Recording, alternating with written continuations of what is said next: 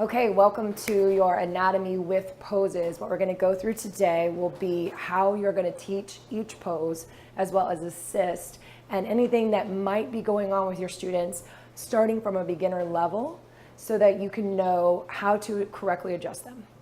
All right, so we'll start at the top of the mat. You will need your anatomy book for this one, so go ahead and grab it, okay?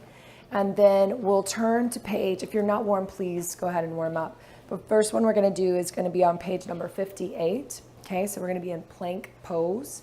Go ahead and come to plank. This is my beautiful Victoria's Secret model, Amanda. Thank you for helping us today. All right, so in plank pose, the first thing that we want to look at whenever we have beginners is if they are sagging in the middle, right? So whenever someone's not very strong, whenever they first start out, they're going to be having like a little bit of a hump here, or possibly their bottom will be way, way up like this, just simply because they don't understand how to do the pose. They don't actually know that they're doing it in a way that's not efficient. This is not efficient on the body because the lines of power are not lined up. And so this is actually really much more hard than if she were to bring the body forward and start utilizing the core, right? Go ahead and sag right in the middle just so we can show what that looks like. There you go. So we want the bottom to be even with the shoulders. And if they're not, and we come and we adjust this or correct this, we want to just tell them, put your knees on the floor, very simply. So they'll place their knees on the floor. The common mistake that's made is that the hips will shift back. Okay, so then we want to guide them to keep their hips forward and their low belly pulled in. You can do knees on the floor all day long, and I say that when I'm teaching this, usually in every single class that I teach, just to remind people the knees are there, and this is not easy as well. You can see her triceps are firing. I know from experience, you know from experience, this is still very strong. So we want to encourage, especially our beginner students, or people with injuries, to take the modifications when they need them. So always have that modification on the tip of your tongue to be able to give your students.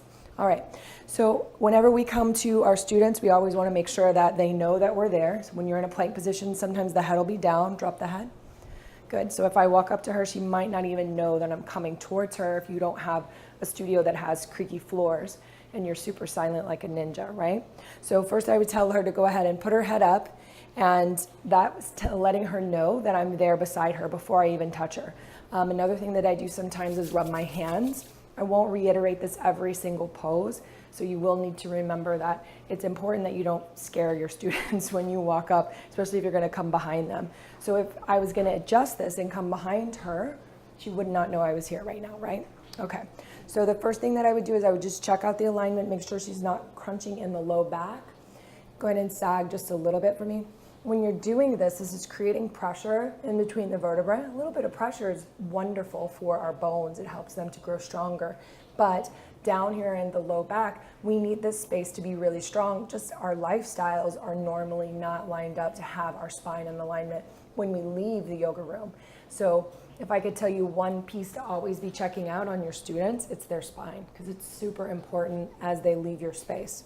All right, so I'm just gonna lift her up just a little bit, and I'm gonna encourage her to pull her low belly into her spine over and over and over, right? So throughout the practice, you will be seeing this as we go through the other poses. Awesome, so let's come off of the knees and show it off the knees. Good, go ahead and stick your butt up just a bit, so we'll show that other common one. And you'll also know that your student is struggling because they'll be shaking. She's not shaking because she's super strong, but they will be shaking. So you can tell them, you can guide their hips forward. Again, we only use 2 fingers. I don't want to be creepy, whole palm on hips, yeah?